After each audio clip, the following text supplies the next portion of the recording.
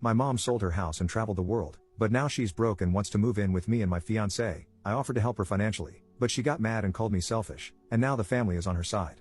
My 29-year-old male mom, 54-year-old female, has always been a free spirit. She had me young and raised me mostly on her own, and while I love her, she's never been the most responsible person. She always followed her heart, even when it made no financial sense. Growing up, we struggled because she quit jobs impulsively or spent money she didn't have. I learned early to be independent because I never felt like I could fully rely on her. 5 years ago, when I was finishing college, she decided to sell her house, quit her job, and travel. She said she'd spent her whole life being tied down and now deserved to live. I asked what she'd do when the money ran out, and she just laughed, saying, "That's future me's problem." Family tried to talk her out of it, but she was determined. She sold the house, got rid of most of her belongings, and spent the next few years hopping from country to country, posting about her dream life.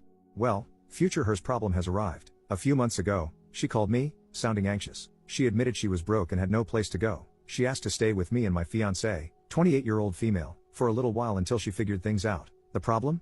We just bought our first home, a small 2-bed house that we barely have space in.